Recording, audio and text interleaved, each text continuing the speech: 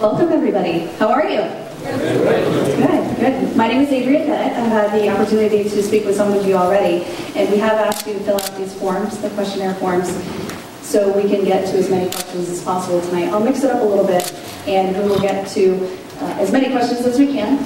Some of you have actually asked me to read your question because you don't want to stand up and read it, so I'll do that for you. But I'll ask some of you to ask your own question as well. So we'll get the governor out here. I'll ask one more time if you could please give me your questions. And we're about a minute or two away from the governor coming out. Great.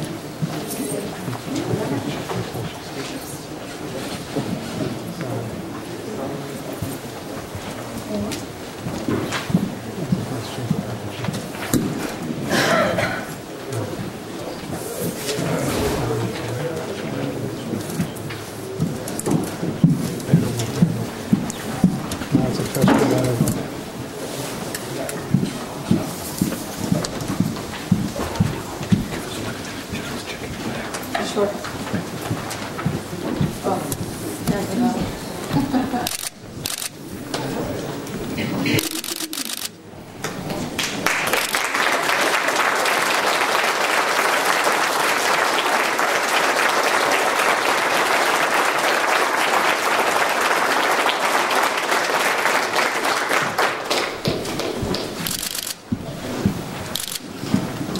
Well, good evening, all. What I'd like to do this evening is speak as little as possible about going too long and ask as many questions as we can. But to start out with, what I'd like to do is to tell you what is really happening in the last couple of weeks in regards to some of the things that I think are disconcerting, not only to the administration, but what's really happening in the state of Maine. I passed the budget up to the legislature back in January. The budget that I spent an enormous amount of time on, to the point of going line by line. And I bet right now, 186 people in the House and Senate, that not a single person, or maybe all 186, have looked at that budget line for line. Basically, what the budget did is it lowered the income tax to 5.75%. It got rid of the death tax and taxes on military pensions, with an attempt to start lowering the tax on fixed pensions. And for that, we were going to increase the sales tax to 6.5% and broaden the sales tax. The purpose for doing that? The purpose is very simply this. There were 1.3 million people in Maine. Out of that 1.3 million people, 802,000 people pay income tax. The income tax they pay is $1.2 billion with a B. Everybody has gone absolutely bonkers in the last few months about revenue sharing and about property taxes. Well, revenue sharing in the budget was $62 million. We didn't take it out of the budget like everybody says. That's the problem with the press. You don't get the facts. We put the revenue sharing and we called it a property fairness tax credit. We put $90 million in there. It's to help people with property taxes. The $62 million that is currently in there for revenue sharing, this is what we were thinking. I give you $1.2 billion, then I ask you to give me back $62 million. How many would do that deal? Right? Well, guess what? Legislature doesn't like that deal. So they've stopped. So I also put in a constitutional amendment. This is the one that is a killer. I put in a constitutional amendment that said that within a set period of time, I put in January 2020 because that's the centennial year of the state of Maine. That's the only reason I put that 2020 in. It could be 2024, 2025, 2026. It doesn't make any difference. The point being that we were going to work at eliminating the income tax. So they decided last weekend, they didn't like that. So the Democrats, behind closed doors with a few Republicans from the Senate, made a deal. This is the deal. We won't have a constitutional amendment to eliminate the income tax, but we will have a constitutional amendment to say there will be 2/3 of the House and Senate if we ever raise the income tax. Now, so let me tell you the realities of life here. The income tax came in 1969. Incidentally, anybody know who brought it in? Curtis. Where's Curtis today? Florida. Yeah. You can't make it up. No, it just happens. So it came in 1969. It was raised in 1976. It was raised in 1977, 1989, and 1991. It was lowered in 1988, and it was lowered again through the sunset in 1992. Each and every time the income tax was raised, it was bipartisan. Both houses and both the Democrats and the Republicans agreed to do it together. There's a real good reason for that. Because it's cover. It's called cover. Because if they don't do it, only one house does it. The next election, they're going to get slammed. So they do it together. That's what the back door is. Now, in the 1950s, they used to have these backdoor operations. Closed room, you know, the back room operation was filled with smoke back then. Big cigar smoking and a little liquor on the side. Nowadays, they don't have smoke, but they lock the door. Something new they've added. But the same garbage comes out of there. Now, as I say to you today, why is it important to get rid of the income tax? 8 of the top 10 states in America, the most prosperous economies, have no income tax. All 10 of the poorest states in America have an income tax. That's why. Because businesses, job creators, people who create jobs and bring companies to communities, do it in states that have 3 things. 1, a consistent and reliable tax structure, good governance, and low energy costs. Now, the energy costs in Maine and our consistency and our taxes are all out of whack. I've been working 4 years on the energy, and I am proud to say that today we have Connecticut, Massachusetts, Rhode Island, and Maine working together now to lower the energy costs. I started this in 2011. I was the only state. I was alone. There were only 1 million people trying to get a gas line in Maine. Now we have 4 states, several million people, and it's going to get there. That horse is out of the barn, and you can't stop it. And it's just moving so fast that even the legislature, as much as they try to increase your energy costs and as much as they try to stop our efforts, won't be able to stop it.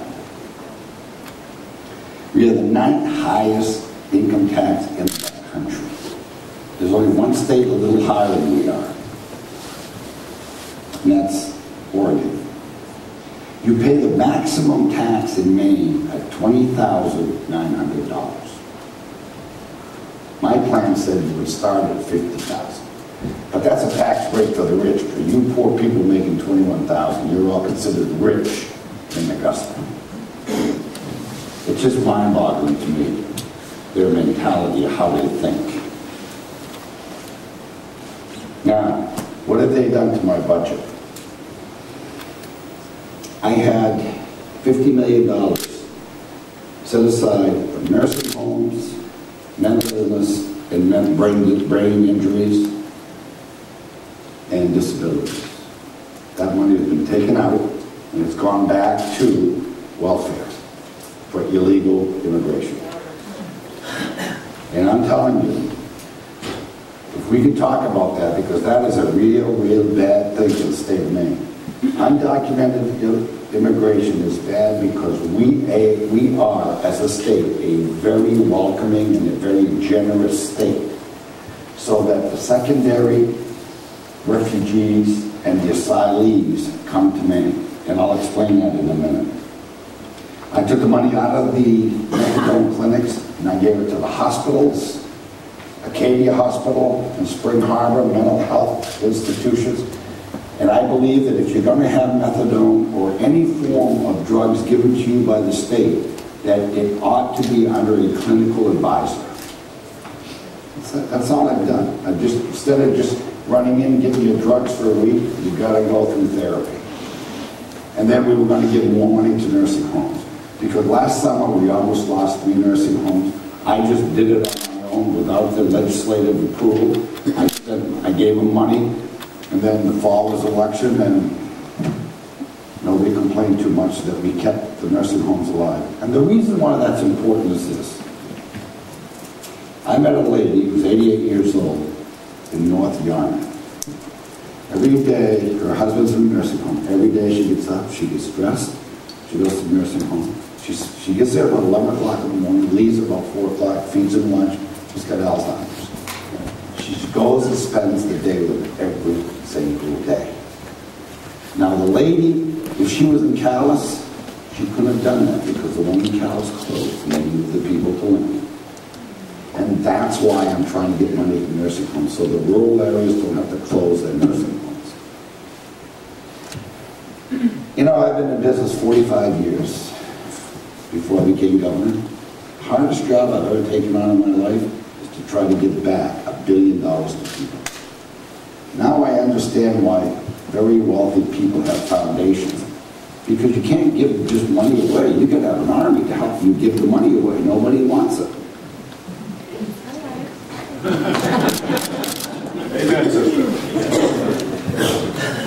Now, I'll give you one more little thing and then we'll talk about the evidence. There are roughly, well, several hundred jobs in the budget. They've been there ever since I've been here, but they've been empty. We've been refining, I've been working very, very hard at becoming more effective, efficient, and accountable so that we can reduce the size of the workforce. When I came to Augusta, there were over 13,800 jobs. Right now it's down to about 11,000 something. But many of those jobs are still in the budget. What happened is the legislature refuses to take them out of there, and there's a good reason for it, because they have what's called cascading, which means that when they pass the budget either tonight or tomorrow or the next day, they're going to have a list, and the very last page they're going to say, if there's a surplus, the money left at the end of the year, on June 30th next year, we're going to spend it on this, and this by percentages so the money's all gone. Last year, in the last 2 years, 163 million of your hard work earned money has gone to cascading. That's why they don't want to reduce the size of government. But they love an efficient guy like me who comes in and can get it done with a lot less people because that gives them more bigger surplus to spend on the last day. Not very smart of me, is it? But that's what's happening in Augusta. It's a shameful thing that happens, what's going on. And the people are being snookered. It's a real shame. So all I asked for was 8 DEA agents, 4 judges, and 4 DAs to help with the run on drugs in the state of Maine. We are just being overrun by gangs, people coming in with drugs. We're averaging at least 1 or 2 arrests a week. Last year we lost 221 people to overdose. We only lost 130 some odd people to deaths on highways. This year they're telling me we're going to be averaging 1 death a day. 1 a day. We have 3 babies born a day in the state of Maine. 3 babies born a day addicted to opiates. All I want to do is get more drug agents so when they come in, it's only one way in, one way out of Maine. Pretty easy. Because these guys are in a rush to sell their drugs, so they usually do it by car. Now there's some smart ones that come in by the ocean. It's a little trickier. That's going to take a little bit smarter thinking. There's a few of them that fly into the Blueberry Gardens and Du Bois, land and drop their drugs and off in 5 minutes. We have some of that, but we know, if we know, we can attack it. But we need the resources. But they're going to give us 3 new custodians. They won't give me the drug agents, they won't give me the judges, they won't give me the DAs, but they're going to give 3 more custodians. Now folks, I don't care if you're Democrat or Republican, that's not my issue. And I don't care if you're an independent, I don't care if you're a libertarian. All I care is I was hired 2 terms by the people of Maine, 1.3 million people, to do the best job I possibly can to make society better for them and to make the state of Maine better. And I work every day doing that. This legislature's had my budget for 5 months. Last week, and they worked all weekend long, and they did absolutely nothing. Well, I can't say absolutely nothing. They made some deals behind closed doors, and I don't know what that is. I wasn't invited. The door was locked. I wouldn't have gone anyways, because last time I went, they wouldn't let me speak. Now let's go back a little bit to our asylees and our refugees. We have 2 types of refugees and 1 type of asylee. Primary refugee, number 1 refugee, is a refugee that comes from a foreign country directly to Maine. And the federal government puts up money to take care of these people for roughly 18 months. Okay? A secondary refugee is a refugee that, let's say, went to Atlanta, Georgia. They were assigned to Atlanta, Georgia, or Texas, or some other place. And they decide to come to Maine because Maine's got better benefits. And I'll talk about that if you'd like. The money stays in Atlanta or Texas or Georgia. Once the primary gets there, the federal government sends them money, but if they decide to leave, the money doesn't follow. So if they come to Maine, Maine has to pick up the tab. And then the third one's the asylees. Now, one good thing about a refugee, okay, we've all been refugees. At one time or another, our family has been refugees, and I have no problem with that, because they come legally. They are documented, they are given a medical assessment, and we know what we're getting. An asylee, on the other hand, is someone that's here undocumented. And then, when they get here, we have to pick up the cost for at least 18 months. 18 months. My problem with asylees is not that they want to better their lives or want to come to America, because America is a great country. And if it wasn't for America and the American dream, I wouldn't be here. I'd be either a guest of the state of Maine, or I'd still be on the streets. So I've been granted a very good life. I've had a very, very good life, and I want to give back. But I want people to earn it. I simply want people to earn it.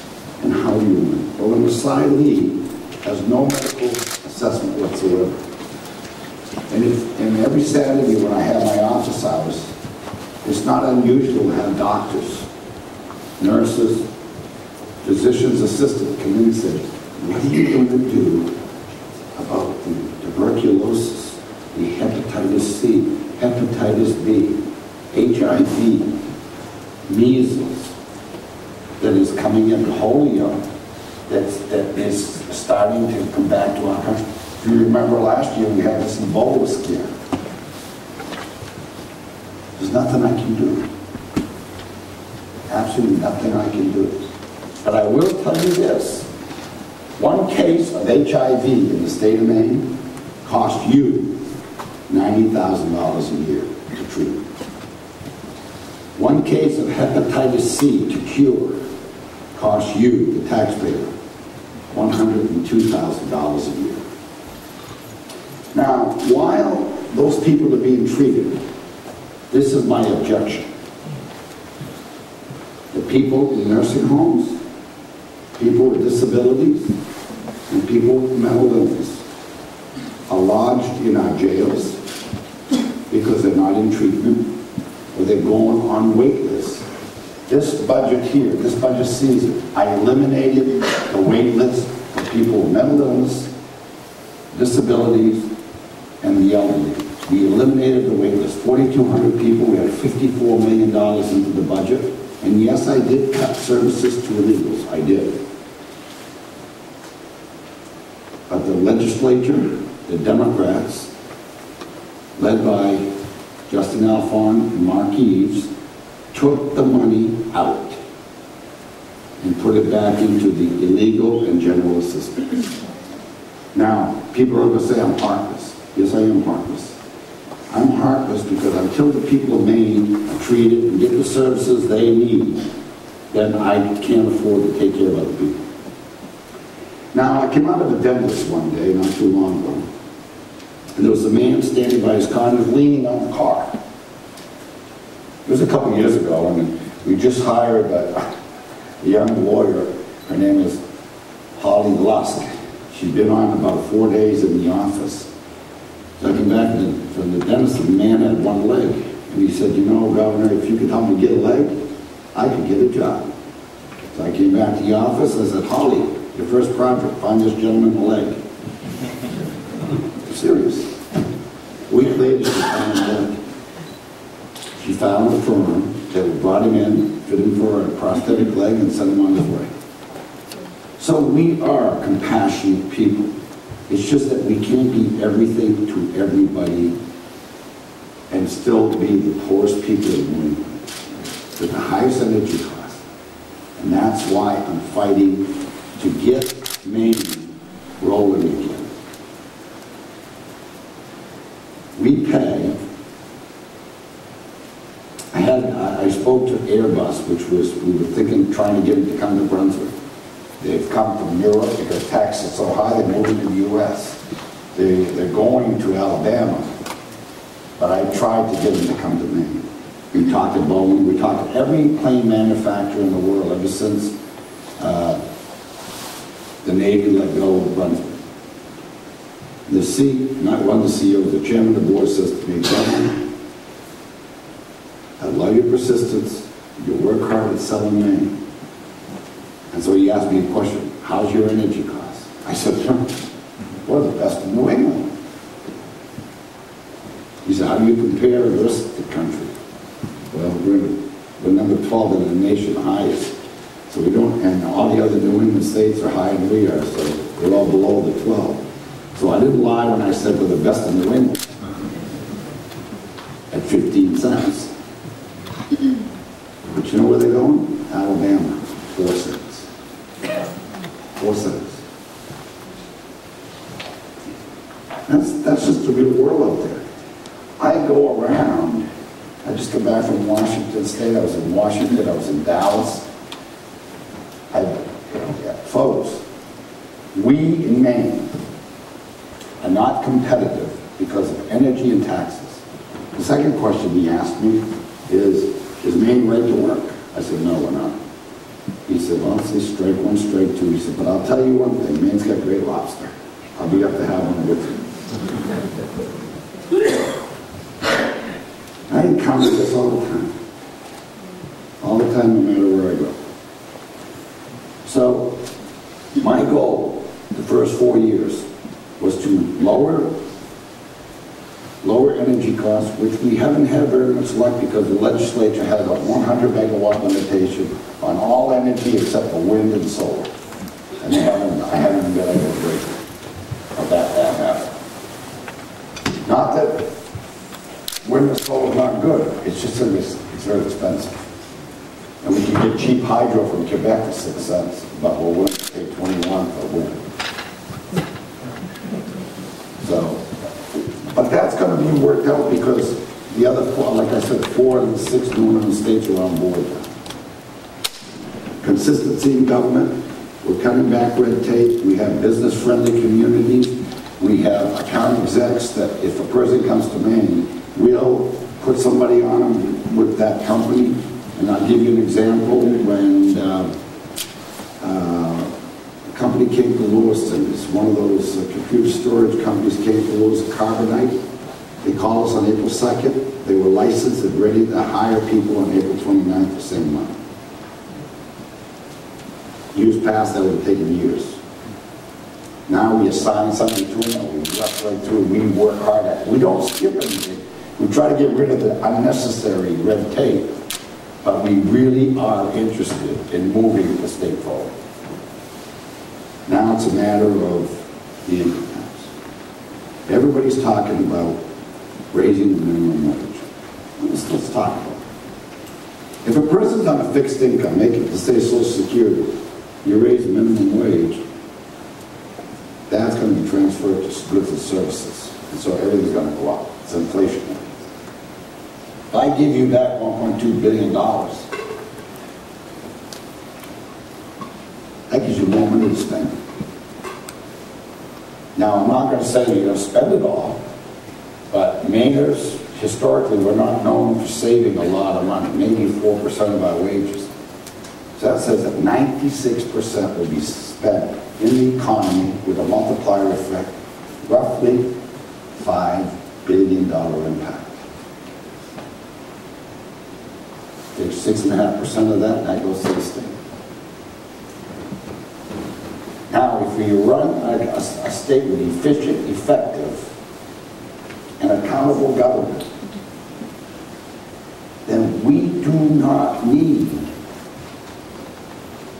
to have those 400 or 500 jobs that are sitting there that we budget every year for, and we only spend it, what we call it, in the middle of the night. You know, on the 30th of the month, between midnight and 7 a.m., they figure out where the money's going to be spent. And last year, 36 million people visited the state of Maine.